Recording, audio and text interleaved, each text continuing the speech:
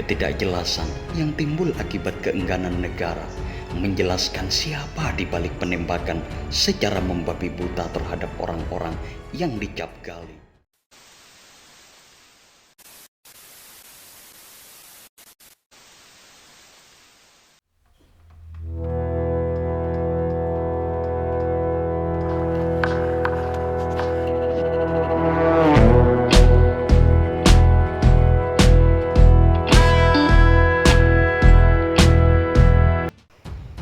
Di Jogja Istimewa, sepanjang tahun 1983, banyak mayat bergeletakan di jalan, di bawah jembatan, bahkan sengaja dibuang di tengah keramaian. Kondisi mayat sangat mengenaskan, penuh lubang peluru, bersimbah darah.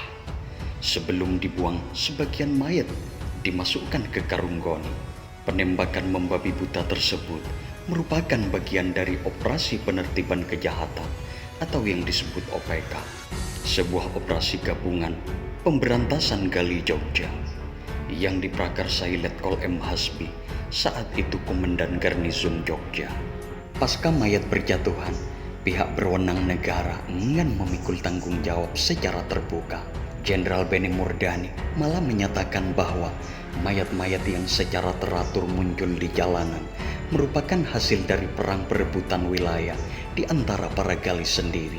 Ketidakjelasan yang timbul akibat keengganan negara menjelaskan siapa di balik penembakan secara membabi buta terhadap orang-orang yang dicap gali Promocora itu membuat pers pada saat itu menjulukinya sebagai penembak misterius atau yang disebut Petrus. Sehingga peristiwa penembakan berdarah tersebut menjadi samar dalam sejarah. Dalam wawancara Justina Devi Ardiani terhadap istri korban OPK pada tahun 2007, terungkap modus operandi OPK di Yogyakarta memetakan dan membunuh gali secara membabi buta. Awalnya, kecamatan mengeluarkan daftar orang-orang yang disuruh menyerah di wilayah Pasaran Jogja. Ada 15 orang yang dipanggil kemudian disuruh apel. Apelnya berlangsung sampai 60 kali. Berdasarkan penuturan istri korban, malam-malam satu pasukan garnizon datang ke rumah menyergap suaminya. Dan paginya, si istri dikasih tahu oleh tetangganya bahwa suaminya tergeletak di pinggir jalan dengan badan yang sudah remuk. Cerita istri korban Petrus tersebut divalidasi oleh ketua pemuda dan saksi keamanan yang sekampung dengan si korban Petrus. Dalam wawancara Justina Devi Ardiani, ketua pemuda tersebut bercerita bahwa korban dicari oleh aparat Koramil. Lantas si korban datang menemui ketua pemuda dan berujar mau menyerahkan diri ke Koramil asal ditemani oleh ketua pemuda.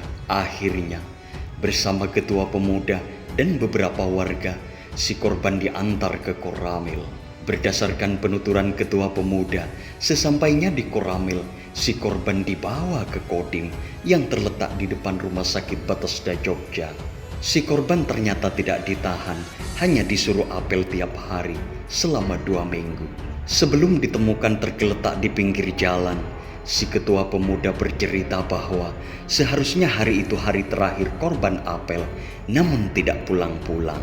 Malam harinya, saat kami sedang kumpul di pos ronda, ada orang datang laporan jam 1:30.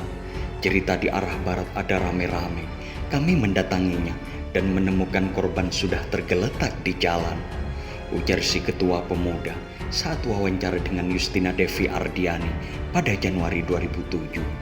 Ketua pemuda dan warga melaporkan kejadian tersebut ke Polsek. Kemudian mayat korban dibawa ke Rumah Sakit Sarjito.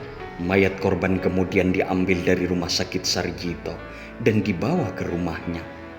Lantas warga masyarakat Pasaran mengubur korban di pemakaman Semaki Jogja.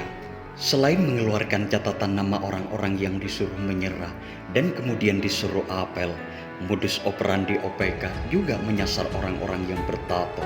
Aparat dengan serampangan memberi cap pada orang yang bertato adalah orang nakal, kemudian ditangkap dan ditembak.